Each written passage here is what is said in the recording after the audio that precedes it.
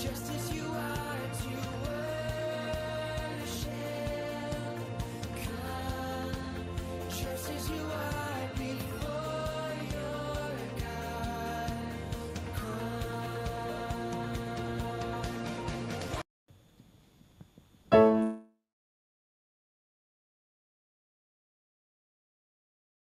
Selamat pagi teman-teman.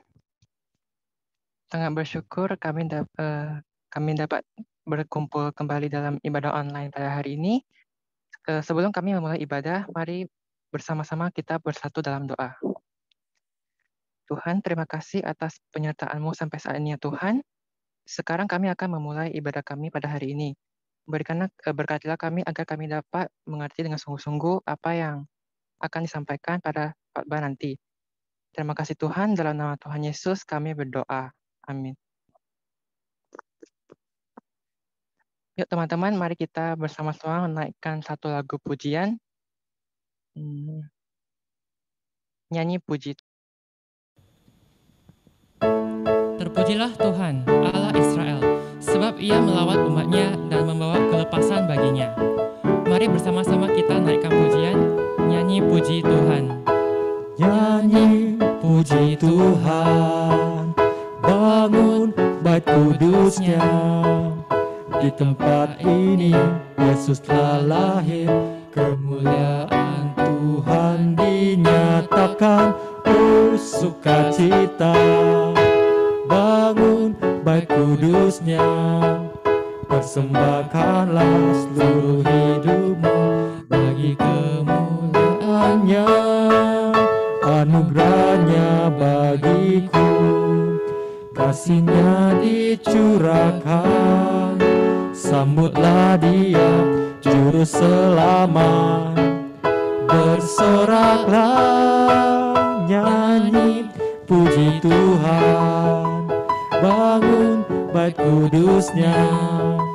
Di tempat ini Yesus telah lahir, kemuliaan Tuhan dinyatakan. Oh sukacita, bangun bait kudus-Nya. Persembahkanlah seluruh hidupmu bagi kemuliaan-Nya. Anugerahnya bagiku, kasih-Nya dicurahkan. Sambutlah Dia, Juru Selamat. Bersoraklah, nyanyi puji Tuhan. Bangun bait kudus-Nya. Di tempat ini Yesus telah lahir, kemuliaan Tuhan dinyatakan. Oh sukacita, bangun bait kudus-Nya. Persembahkanlah seluruh hidupku bagi kemuliaan-Nya. Persembahkanlah seluruh hidupmu bagi kemuliaan-Nya.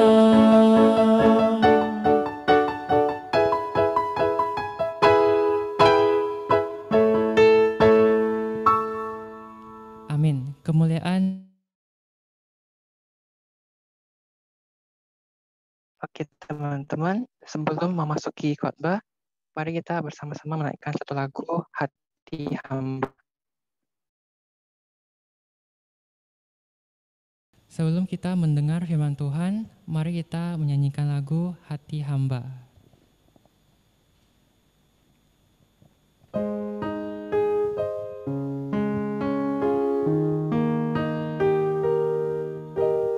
Ku tak dapat lupakan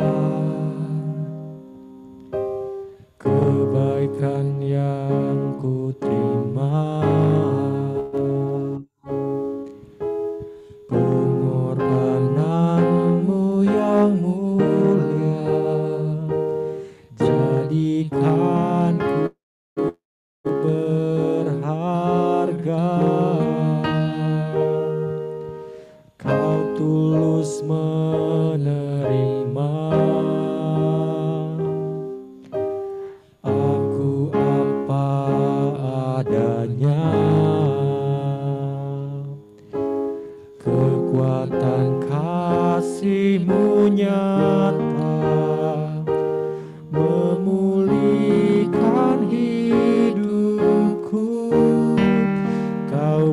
bukan Tuhan yang melihat rupa, Kau bukan Tuhan yang memandang harta. Hati hamba yang selalu Kau cari, biar Kau temukan di dalamku. Selama ku hidup, ku mau menyembah-Mu.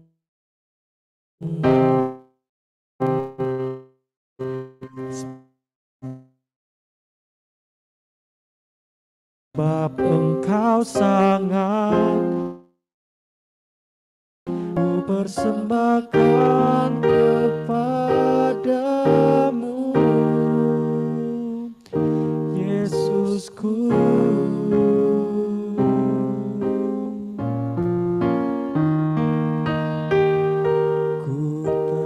Ku tak dapat lupakan kebaikan yang ku terima, pengorbanan-Mu yang mulia, jadikan ku berharga. Kau tulus menerima aku apa adanya. Kekuatan kasih-Mu nyata, memulihkan hidupku. Kau bukan Tuhan yang melihat rupa, Kau bukan Tuhan yang memandang harta. Hati hamba yang selalu Kau cari, biar Kau temukan di dalamku. Selama ku hidup, ku mau menyembah-Mu.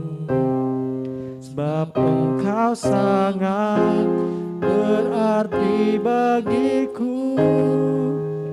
Yang terbaik yang ada padaku, ku persembahkan kepadamu.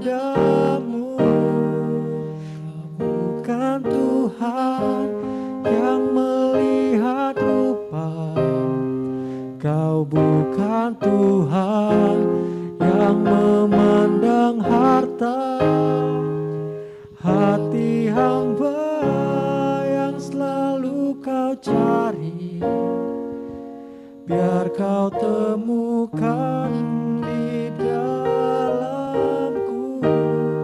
Selama ku hidup, ku mau menyembah-Mu. Sebab Engkau sangat berarti bagiku. Yang terbaik yang ada padaku, ku persembahkan kepadamu, Yesusku.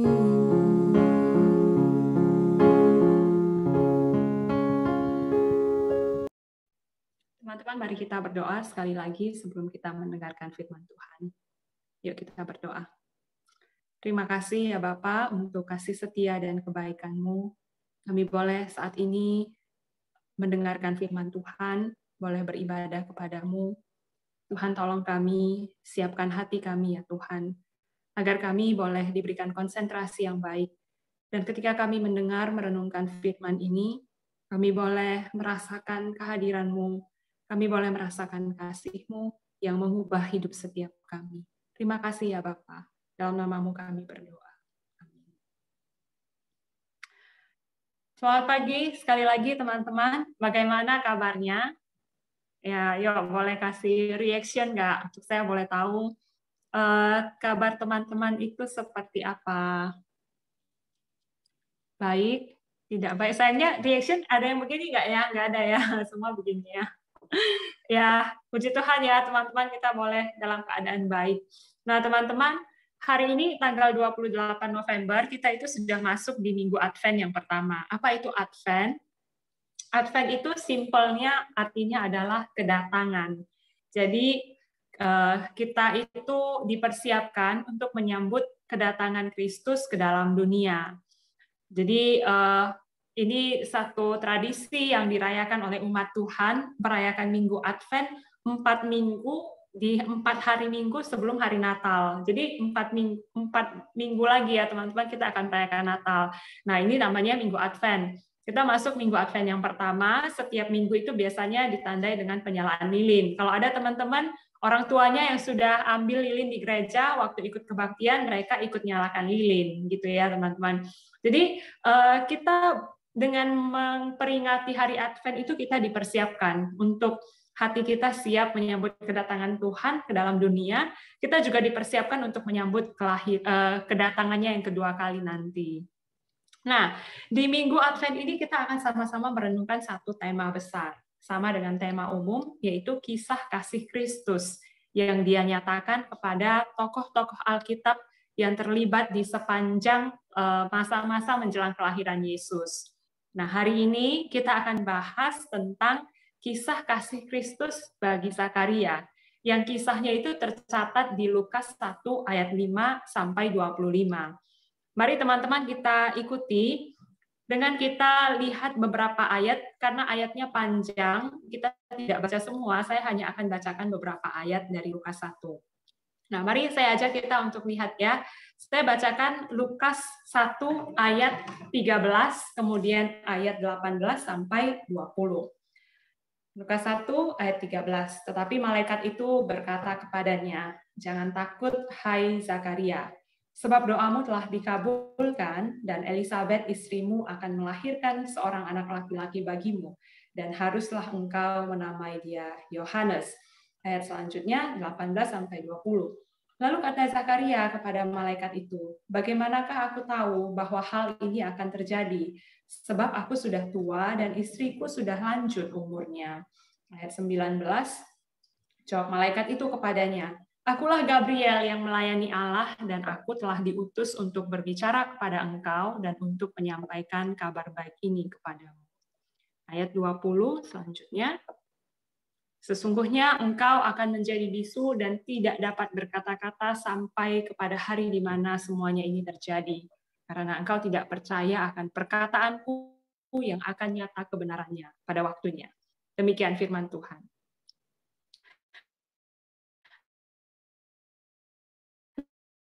Nah, teman-teman, suatu kali ada berikut ya. Anda memenangkan hadiah utama dari undian resmi PTX berupa mobil Ford Fiesta. Pemenang tidak dikenakan pajak dalam bentuk apapun. Silakan datang ke kantor pusat kami yang terletak di Jalan Titik-Titik. Nah, teman-teman mendapatkan SMS ini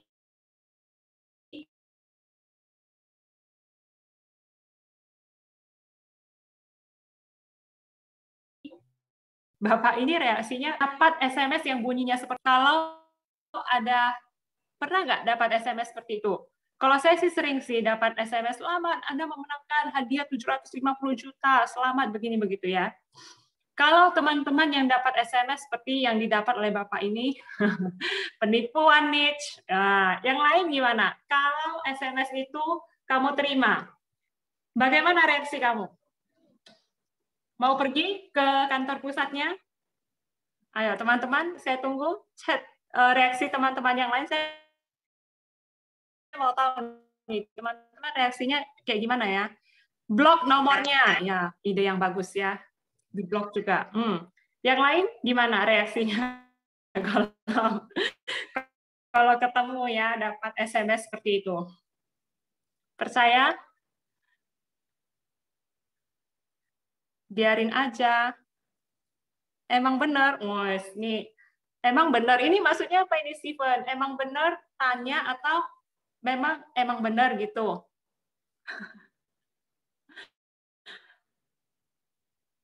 Ya, teman-teman, banyak ya reaksi kita itu. Tadi teman-teman, thank you ya teman-teman yang sudah kasih reaksi mewakili beberapa pendapat kita, beberapa reaksi kita terhadap SMS yang seperti itu. Kalau saya sih, saya biarin aja ya. Males lah, nggak usah dihiraukan gitu kan. Nah, Bapak ini juga sebenarnya sama reaksinya dengan hampir kebanyakan dari kita. Dia tidak menghiraukan SMS itu sama sekali, teman-teman. Karena kita kan sudah dengar ya banyak sekali penipuan yang terjadi pakai modus seperti itu. Bapak ini juga tidak ambil pusing ya, karena dia sama sekali nggak percaya dan dia merasa, jangan-jangan nih penipuan gitu kan. Nah, tapi ternyata nomor yang sama itu terus saja menghubungi Bapak ini, bahkan sudah telepon dia beberapa kali, sudah miss call. Tapi Bapak ini tetap aja tidak mau menggubris. Nah, tapi dari pihak perusahaan itu terus-menerus mengupayakan berbagai cara supaya dia bisa menghubungi Bapak ini. Mereka kirim surat resmi ke rumahnya lengkap dengan stempel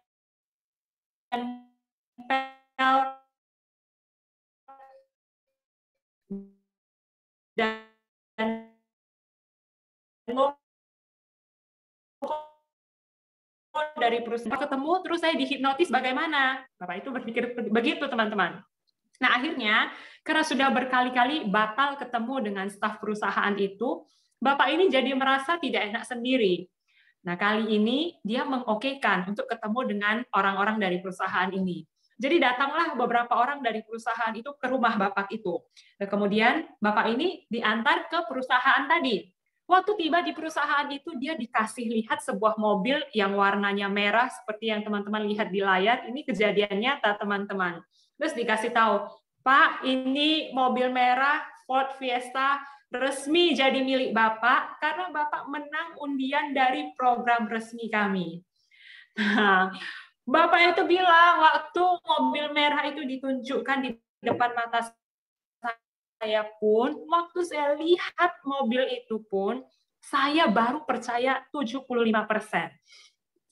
Teman-teman, waktu dia lihat jelas mobil itu di depan matanya pun, dia katakan, dia belum bisa percaya 100% loh.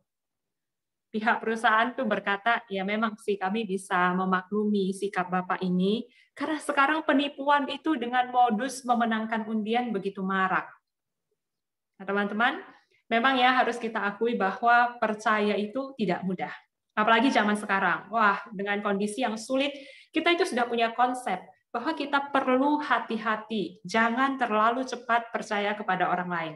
Orang tua kita juga ngajarin hal yang sama kan. Biasa yang siang sinlang ha. Nah, orang tua kita sering ngajarin jangan terlalu cepat percaya sama orang. Kalau baru ketemu apalagi dapat SMS kayak gitu, jangan terlalu cepat percaya. Ya memang hal ini nggak salah, memang betul ya teman-teman, jangan terlalu cepat percaya kepada orang.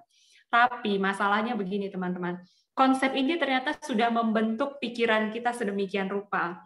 Sehingga tanpa sadar membuat kita juga menilai Tuhan dengan cara yang sama. Apa maksud saya menilai Tuhan dengan cara yang sama? Ya sama, kita tidak mudah untuk percaya kepada Tuhan. Jadi susah, percaya sama Tuhan juga susah. Sedangkan sama orang yang kelihatan aja susah percaya, apalagi sama Tuhan yang tidak kelihatan. Teman-teman pasti juga bergumul ya, untuk percaya sama Tuhan, di mana Tuhan? Memang benar-benar Tuhan itu ada. Kok dia nggak kelihatan? Tetapi teman-teman, dalam firman Tuhan, dalam Alkitab, Tuhan itu sebenarnya menginginkan setiap kita anak-anaknya itu untuk percaya 100% sama Tuhan. Bukan cuma 75%, bukan cuma 50%, tapi betul-betul semuanya 100% percaya sama Dia. Nah, tapi lagi-lagi banyak hal, banyak faktor yang buat kita itu memang sulit sekali untuk percaya 100% sama Tuhan. Kita takut dikecewakan, takut kalau kita sudah percaya, sudah berharap, nanti kita kecewa. Seperti orang yang sudah diangkat tinggi-tinggi ke atas, terus kemudian tiba-tiba dicampakkan jatuh ke bawah, rasanya sakit sekali. Dan tidak jarang juga sulit. Dan menurut logika kita, pergumulan itu tidak ada solusinya. Tentu ada banyak faktor yang buat kita sulit untuk percaya sama Tuhan. Memang teman-teman, saya mengakui bahwa untuk percaya sepenuhnya pada Tuhan itu memang tidak gampang. Tapi teman-teman, kita tidak bergumul sendiri, karena hal ini juga dialami oleh Zakaria. Teman-teman dari sekolah minggu mungkin sudah sering sekali dengar cerita tentang Zakaria dan Elizabeth. Sekarang mari kita lihat pada sisi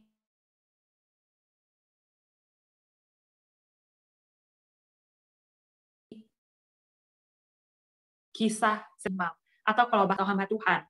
Istrinya Elizabeth itu juga orang yang berasal dari keturunan imam, pasangan hamba Tuhan ini. Dan Alkitab mencatat bahwa kedua orang ini adalah orang yang benar di hadapan Allah. Mereka kedua bahkan hidup menurut segala perintah dan ketetapan Tuhan dengan tidak bercacat. Luar biasa hidupnya, teman-teman. Betul-betul sungguh-sungguh hidup dengan tulus, ikut taat pada Tuhan. Tapi mereka ini juga tidak lepas dari pergumulan. Mereka juga bergumul sama seperti kita. Istrinya Elizabeth itu mandul. Dan mereka ini berdua sudah tua, tapi belum juga punya anak. Nah, suatu kali rombongan Zakaria ini dapat kesempatan untuk melakukan tugas keimaman. Teman-teman, orang Israel itu biasanya setahun 2 kali merayakan ritual ibadah. Nah, teman-teman kalau baca di kitab Perjanjian Lama, ikutin Sate at Home, kita sudah pernah baca ini di kitab Perjanjian Lama ya. Setahun kira-kira 2 kali mereka akan melakukan ritual hari raya, dan biasanya akan dipilih imam yang bertugas di ruang kudus di Bait Suci untuk membakar ukupan. Nah, masalahnya waktu itu jumlah imam itu sangat banyak. Teman-teman bayangkan, coba hitung dengan matematika ya, ada sekitar 18.000 orang. Terus setahun tuh cuma 2 kali. Berapa peluang setiap orang itu bisa mendapatkan kesempatan untuk bertugas dalam ruang kudus? Udah belajar peluang belum? Peluangnya itu sangat kecil atau besar ya? Sangat kecil ya, 18.000 orang setahun cuma 2 kali loh dapat kesempatan, hanya ada 2 kali. Dan 1 orang itu dapat kesempatan untuk pelayanan. Bayangkan teman-teman. Jadi setiap orang yang bertugas itu biasanya akan diundi. Mereka buang undi untuk tentuin siapa nih sekarang yang bertugas membakar ukupan di dalam ruang kudus itu. Nah tadi ya, karena jumlahnya banyak, terus setahun cuma 2 kali ada ritual seperti itu, maka tadi peluang seseorang itu kan kecil sekali ya untuk bisa terpilih masuk ke dalam ruang kudus. Jadi bayangkan ya teman-teman, seorang imam di sepanjang umur hidupnya, misalnya dia pelayanan berpuluh-puluh tahun, mungkin dia cuma hanya akan pernah dapat kesempatan 1 kali untuk bertugas. Iya dong? Nanti teman-teman hitung sendiri ya. Saya juga pusing ya kalau hitungnya. Pasti peluang itu kecil sekali seseorang itu bisa keluar namanya di undian dan bertugas di dalam ruang kudus itu. Ternyata teman-teman, pada saat itu pas sekali yang dapat undian untuk melakukan tugas keimaman di dalam ruang kudus itu, muncullah nama Zakaria. Wow, itu peluangnya sangat, kali ini bukan kebetulan teman-teman. Karena justru lewat momen itu, Tuhan menjumpai Zakaria dan menyatakan kasih-Nya kepada dia. Waktu Zakaria masuk ke dalam bait suci seorang diri di ruang kudus itu, tiba-tiba seorang malaikat menampakkan diri dan berkata kepadanya seperti ini. Jangan takut, hai Zakaria. Doamu telah dikabulkan, dan Elizabeth istrimu akan melahirkan seorang anak laki-laki bagimu, dan haruslah engkau menamai dia Yohanes. Coba teman-teman lihat, perhatikan kalimat yang saya cetak tebal. Doamu sudah dikabulkan. Ini kan adalah satu berita gembira ya teman-teman. Doamu sudah dikabulkan loh. Ini kan berita yang harusnya membuat Zakaria senang kan? Apalagi jelas-jelas waktu itu Zakaria itu punya aib. Dia nggak punya anak. Nah teman-teman, zaman itu orang yang nggak punya anak itu beda dengan zaman kita sekarang. Kalau zaman dulu tidak punya anak, apalagi sudah usia tua, belum juga punya anak, itu dianggap sebagai aib, hal yang memalukan. Ya, mereka punya konsep kan banyak anak, banyak rezeki. Berarti kalau nggak punya anak, tidak ada rezeki, tidak diberkati oleh Tuhan. Ini aib, hal yang memalukan. Mungkin setiap hari ibu-ibu yang di pasar akan menggosipkan mereka, ya, jadi bahan gosip orang-orang. Tahu nggak itu keluarga Imam Zakaria sama Elizabeth? Percuma ya mereka imam, percuma ya hidupnya baik, tapi kok sampai sekarang belum punya anak. mungkin akan jadi bahan gosip orang-orang kali ya waktu itu. Terus ibu-ibu yang lain menimpali, iya ya, kok belum punya anak ya mereka? Jangan-jangan mereka ini punya dosa di hadapan Tuhan yang kita nggak tahu. Siapa tahu, buktinya nggak punya anak. Nah, mungkin orang-orang akan cerita seperti itu, teman-teman. Karena memang itu aib. Tapi teman-teman, kamu bayangkan ya, kondisi Zakaria waktu itu.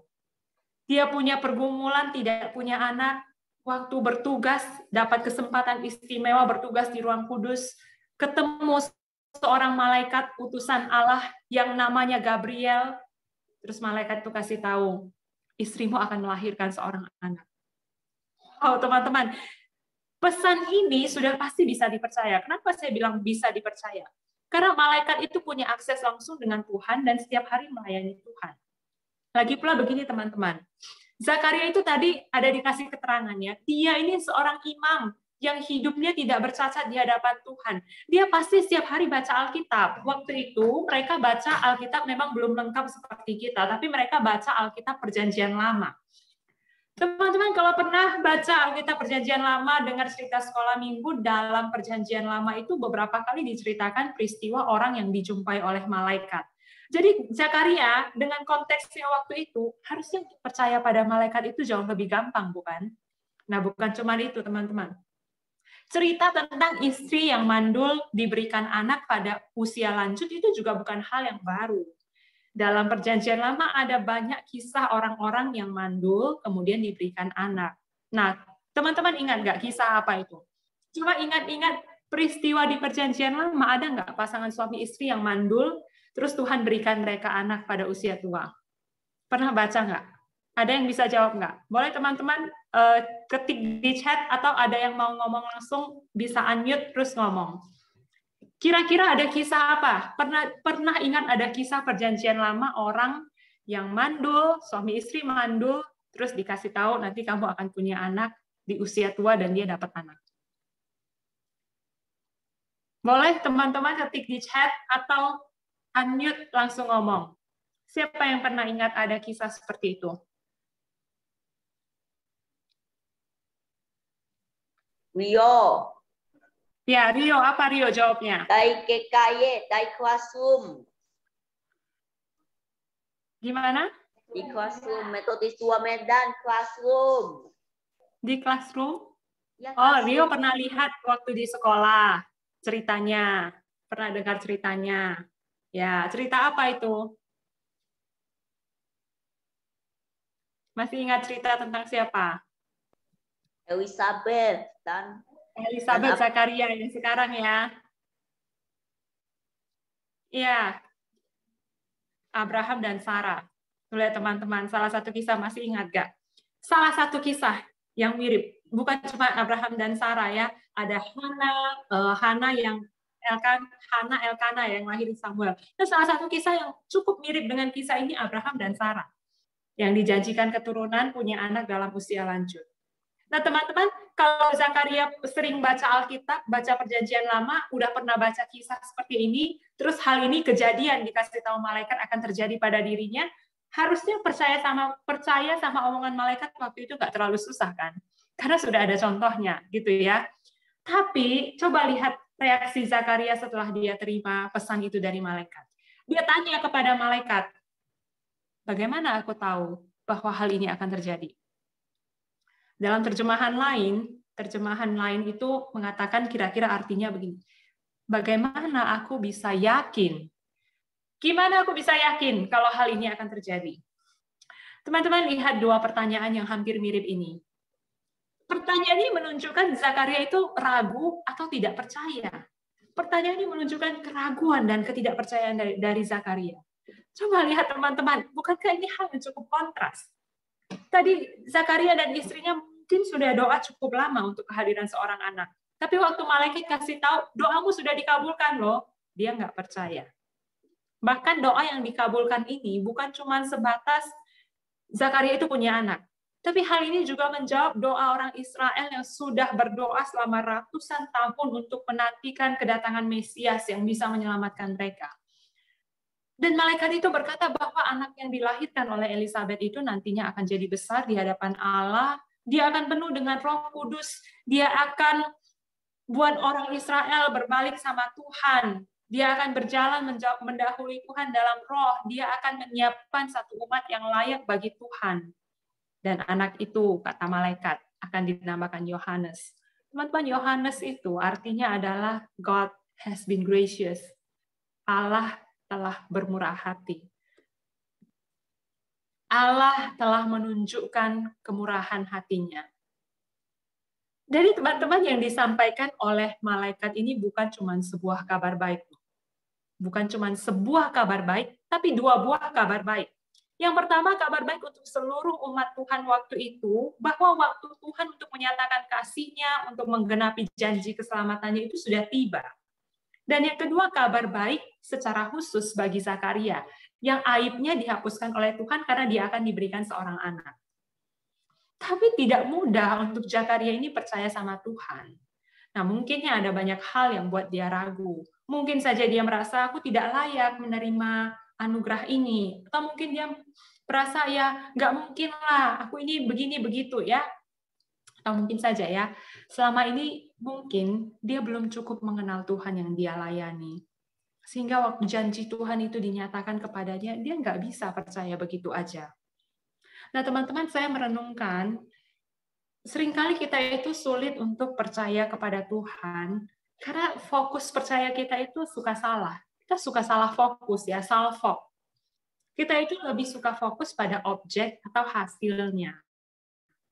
Nah, maksud saya objek atau hasil dari percaya itu misalnya begini. Kita sakit, kita percaya akan disembuhkan. Kita misalnya susah untuk belajar. Kita nggak bisa pelajaran tertentu, waktu studi susah. Kita percaya Tuhan pasti akan kasih saya kemampuan dan saya bisa lulus ujian dengan nilai baik. Kita punya kesulitan misalnya. Kita percaya Tuhan akan lepaskan kita dari kesulitan atau pergumulan itu. Nah, fokusnya pada objeknya, pada hasilnya. Karena kita lebih suka fokus pada objek atau pada hasilnya, maka seringkali tidak heran kita itu sulit untuk percaya kepada Tuhan-nya. Karena objek atau hasil dari percaya ini adalah hal-hal yang kelihatan. Hal yang kita bisa ukur dengan logika atau pemikiran kita. Hal ini yang juga mungkin buat Zakaria itu sulit sekali percaya untuk pada Tuhan. Karena perhatikan, dia tanya kepada malaikat begini, bagaimana mungkin semua hal ini akan terjadi? Karena aku ini sudah tua loh, istriku itu juga sudah lanjut umurnya.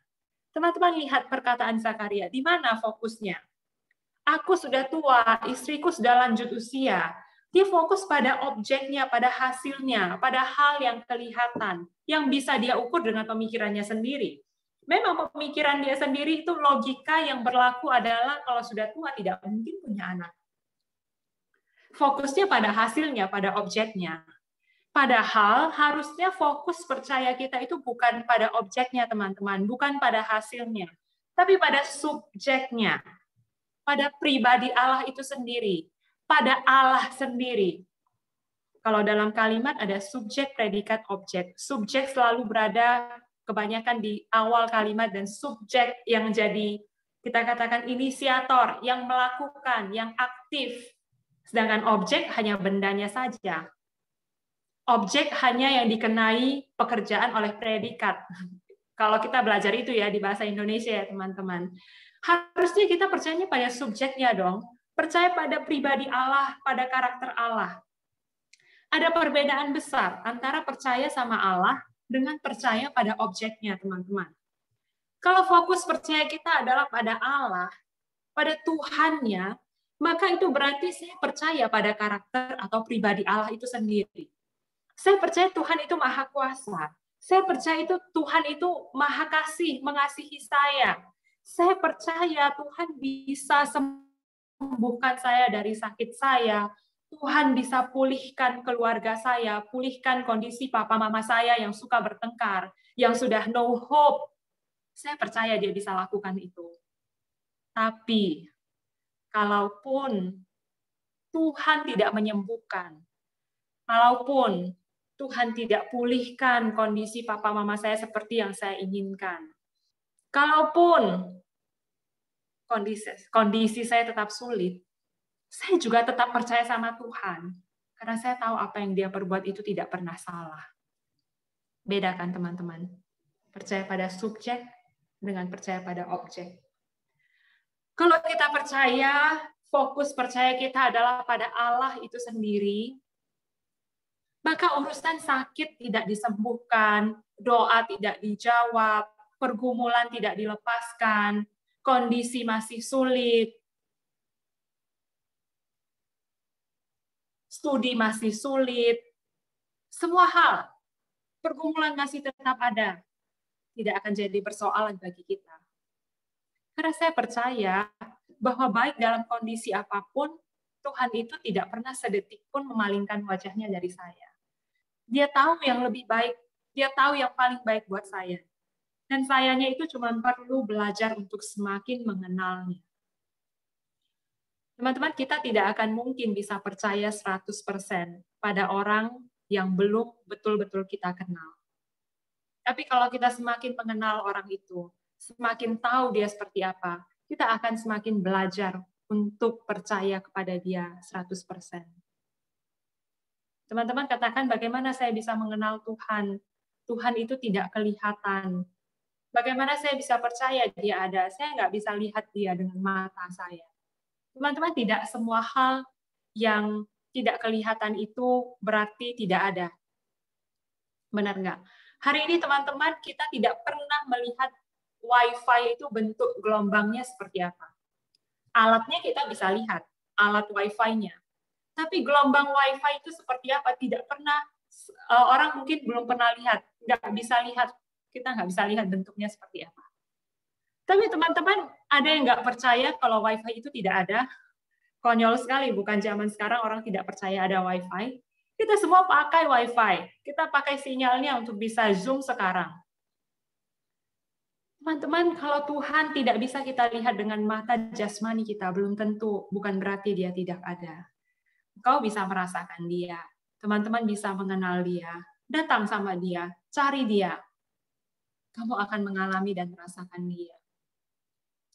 Teman-teman, kalau fokus percaya kita itu adalah pada subjek, pada Allah itu sendiri, bukankah hidup kita ini akan lebih enak untuk dijalaninya? Kita mau menghadapi badai angin sekencang apapun, teman-teman diperhadapkan pada masalah iman yang besar seperti apapun. Keluargamu mungkin sangat sulit sekali, ada banyak pergumulan dalam keluargamu, seperti apapun, sesulit apapun. Kita bisa tetap jalani hidup ini, karena kita percaya bahwa kita ada dalam genggaman Tuhan yang mengasihi kita. Dan kabar baiknya, Kristus sudah datang ke dunia untuk mati bagi kita, supaya kita itu boleh punya persekutuan yang erat dengan Dia. Meski kita tidak bisa lihat Tuhan dengan mata fisik kita ini ya, tidak bisa lihat Tuhan dengan mata fisik. Tapi ada Allah Roh Kudus di dalam hidup kita yang bisa menuntun kita. Kita bisa mengalami Dia, teman-teman. Nah, maka tidak heran Paulus dalam 2 Korintus 5 ayat 7 katakan seperti ini ya. Sebab hidup kami ini adalah hidup karena percaya, bukan karena melihat. Versi bahasa Inggrisnya, we live by faith, not by sight. Hidup karena percaya, bukan karena melihat. Teman-teman, kalau Paulus itu hidup dengan fokus melihat pada objek percayanya, maka saya kira dia akan menyerah. Paulus, kalau teman-teman baca dalam kitabnya, dia punya banyak kesulitan. Dia mengalami banyak kendala di dalam pelayanannya. Dianiaya, menderita kelaparan, pernah terkatung-katung di lautan, hampir mati. Tapi semua hal ini tidak buat dia berhenti untuk melayani Tuhan. Karena dia hidup dengan iman percaya kepada Allah yang sudah memberikan pelayanan itu kepadanya.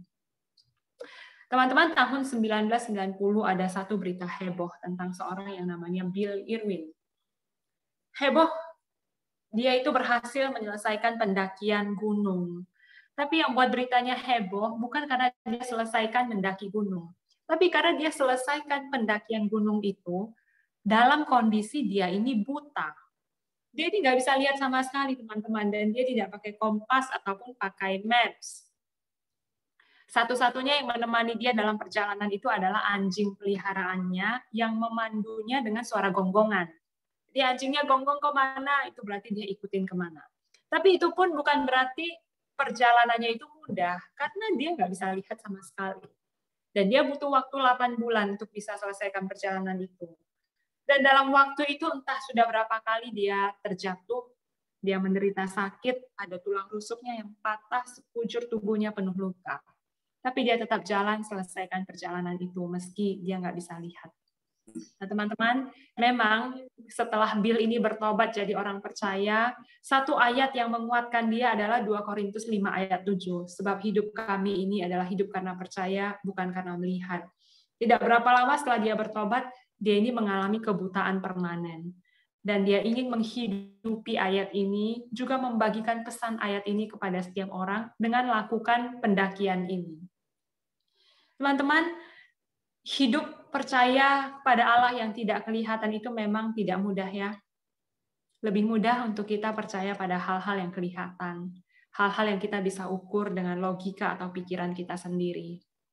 Tapi dalam proses kita belajar jadi anak Tuhan, jadi murid Tuhan, kita perlu belajar terus untuk percaya sama Dia. Kenali Dia, karena hanya dengan kita mengenal Tuhan, kita bisa percaya kepada Dia. Dalam proses itu mungkin kita akan tersandung, kita jatuh, mungkin saja terluka, karena kita nggak bisa lihat dengan mata jasmani kita. Tapi mari saya ajak kita untuk tetap berjalan dan mengarahkan mata rohani kita kepada Allah sampai kita menyelesaikan perjalanan kita. Roh Allah yang tinggal di dalam hati kita itu akan menuntun kita.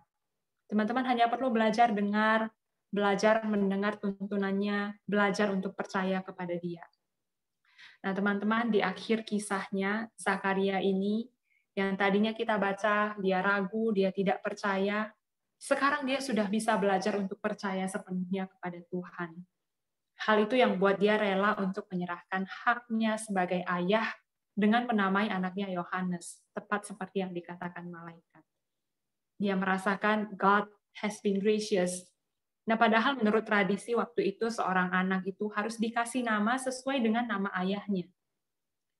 Tapi karena dia belajar untuk percaya pada Tuhan, akhirnya dia menyerahkan haknya, dia menamai anak itu Yohanes.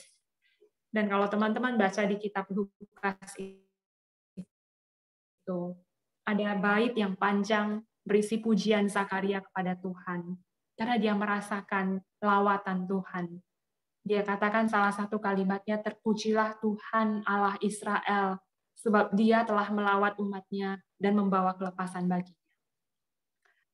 Teman-teman, kita mungkin sudah sering merayakan Natal setiap tahun.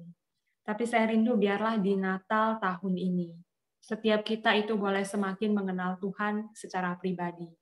Kalau selama ini kamu hanya kenal Tuhan gara-gara orang tuamu yang ajak ke gereja, gara-gara kamu terlahir sebagai orang Kristen, dan kamu belum pernah kenal Tuhan secara pribadi, mari kenal Dia secara pribadi.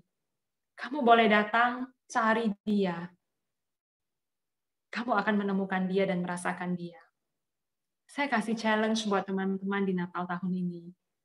Minta kepada Tuhan kalau kamu belum pernah merasakan Dia, mintalah supaya kamu boleh rasakan kasih, rasakan Tuhan itu betul-betul nyata di dalam hidupmu. Dan biarlah sepanjang Minggu Advent ini kita boleh disiapkan untuk itu.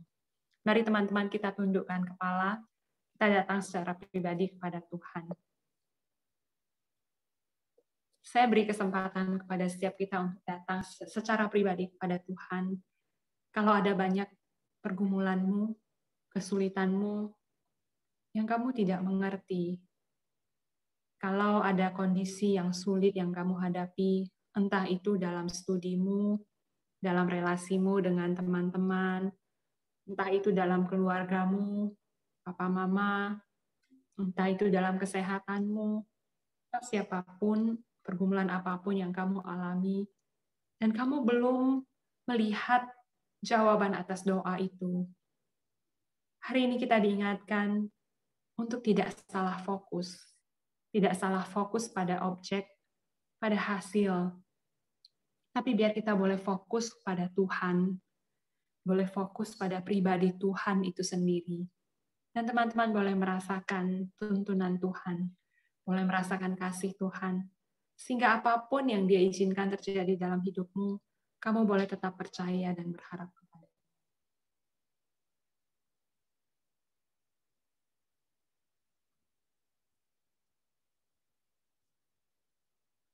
Terima kasih ya Tuhan untuk firman-Mu yang boleh menyapa kami. Biarlah Engkau berkati ya Tuhan untuk adik-adik, untuk teman-teman yang ada di tempat ini. Izinkanlah mereka untuk mengalami Engkau dan merasakan kasih-Mu yang besar bagi mereka pribadi. Biarlah Engkau boleh menjumpai mereka secara pribadi ya Tuhan. Dan mereka boleh berjalan bersama dengan-Mu dan percaya sepenuhnya hanya kepada Engkau. Sekuat apapun angin kehidupan, badai topan yang menerpa, mereka boleh terus menggenggam tangan Tuhan yang erat, karena Tuhan tidak pernah melepaskan genggamannya dari tangan mereka juga. Terima kasih ya Tuhan. Kami serahkan setiap diri kami ke dalam tangan-Mu. Tolong kami ya Bapa. Dalam minggu-minggu ujian ini juga kiranya Tuhan tolong supaya kami boleh bersandar kepada Engkau. Dalam nama Tuhan Yesus kami berdoa. Amin. Ya, terima kasih Tante Aini untuk khotbahnya hari ini. Biarlah kita selalu bersandar kepada Tuhan dan ya. Jadi hari ini itu akhir bulan ya teman-teman. Dan seperti biasanya kita akan merayakan teman-teman yang ulang tahun pada bulan November. Ada yang hadir yang ulang tahun bulan November. Banyak loh. Termasuk yang kasih reaction. Boleh buka kameranya, teman-teman yang hadir. Kalau ulang tahun. Atau malu ya? Oke deh. Sepertinya Stephen, boleh tolong share PPT-nya?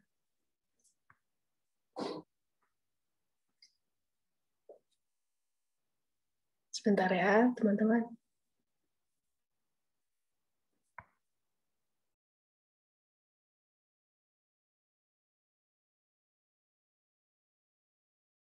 Oke, sepertinya Stephen belum dapat ya. Gak apa-apa. Jadi saya sebut aja ya nama-namanya yang ulang tahun bulan ini. Ada Christine. Christine di sini ya. Halo Christine.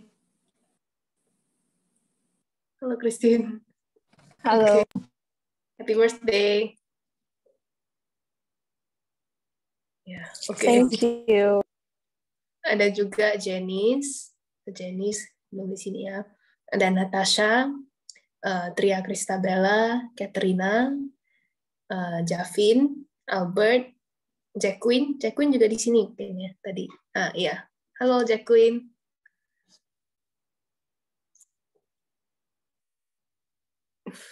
Oke. Ada juga kakak-kakak pembimbing kita yang ulang tahun bulan ini siapa? Siapa? Tahu nggak? Siapa yang mau mengaku? Ada yang mau mengaku? Ya, senyum-senyum aja. Oh iya. Ya, contoh Aini ya. Contoh Aini. Dan juga Ci Kristina. Ya. Selamat ulang tahun kepada kakak-kakak pembimbing kita dan teman-teman juga. God bless. Thank you. Oke. Ya, begitu saja dari saya. Thank you, Elvina. Serahkan ke contoh Andre. Ya, terima kasih untuk teman-teman yang melayani dan selamat hari Minggu juga ya teman-teman semua. Terima kasih untuk kehadiran. Biarlah firman Tuhan yang telah kita dengar, pujian yang telah kita nyanyikan dapat membuat kita semakin cinta sama Tuhan dan membuat kita juga semakin bertumbuh. Kalau contoh Aini hari ini begitu banyak notis tentang percaya sama Tuhan melalui kehidupan kisah kasih Tuhan kepada Zakaria. Biarlah itu menjadi ingatan dan menjadi sebuah nilai yang tertanam dalam diri kita gitu. Untuk teman-teman juga yang berulang tahun, selamat ulang tahun semua. Selamat merayakan kasih Tuhan. 1 tahun lagi Tuhan percayakan kita bisa hidup bersama-sama dengan Dia gitu. Semoga hidup kita dapat menjadi berkat di hadapan Tuhan. Mungkin kita sama-sama berdoa ya, kita mendoakan teman-teman kita yang berulang tahun. Mungkin sekalian contoh tutup doa dalam persekutuan kita hari ini. Atau sebelumnya ada pengumuman lagi, tambahan contoh ini? Nggak ada contoh. Cuma nanti pengurus kumpul ya habis ini. Itu aja. Oke. Kita berdoa ya teman-teman. Tuhan, kami mengucap syukur pada hari ini, di akhir bulan November, kami mengucap syukur Tuhan untuk teman-teman kami yang dapat berulang tahun. Biarlah Tuhan menolong setiap teman-teman kami untuk semakin bertumbuh di hadapan Engkau. Setahun lagi Tuhan percayakan sebuah umur di mana seharusnya kami akan mempersembahkan setiap kehidupan kami kepada Engkau. Tuhan, biarlah baik dalam studi kami persembahkan hanya untuk Engkau ya Tuhan, dalam proses kami belajar, dalam proses kami menggapai cita-cita kami, Tuhan yang terus menolong kami, dalam pelayanan kami, dalam kehadiran kami juga, di keluarga kami ya Tuhan. Kami juga mengucap syukur Tuhan untuk pembina kami, contoh Aini dan kakak rohani kami, Cikristina Tuhan yang berulang tahun. Terima kasih untuk kehadiran mereka, biarlah mereka pun juga dapat merasakan kasih Kristus, dan terus dengan giat dan sepenuh hati dapat melayani kami semua ya Tuhan, dan menjadi berkat bagi kami dan komunitas yang Tuhan percayakan ya Tuhan. Tuhan, kami juga mengucap syukur untuk ibadah kami pada hari ini. Biarlah Tuhan ibadah kami pada hari ini semakin membuat kami dekat sama Engkau, semakin membuat kami percaya di dalam kondisi apapun yang kami hadapi, kami dapat percaya bahwa Allah lah yang memegang kami, bukan karena janji-janji yang akan kami dapatkan atau mengenai objek yang kami akan dapatkan, tetapi kepada Engkau lah kami menaruh harapan dan percaya kami. Ini setiap doa kami ya Tuhan, kami menyatakan setiap keberadaan diri kami. Di dalam nama Tuhan Yesus kami telah berdoa dan mengucap syukur. Amin. Selamat hari Minggu semua teman-teman, selamat bersaat teduh, Tuhan Yesus memberkati.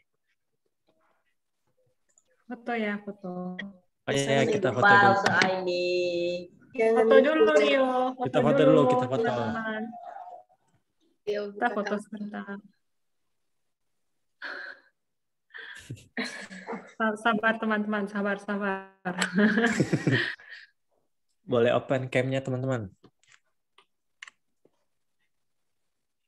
Nanti Rachel yang akan take a picture.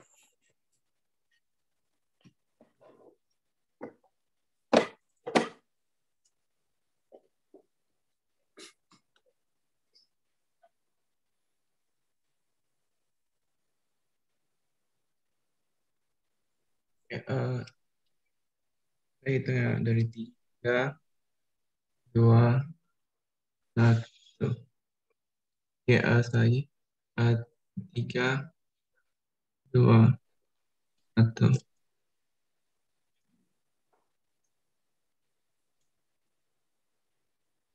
Ya. Oke.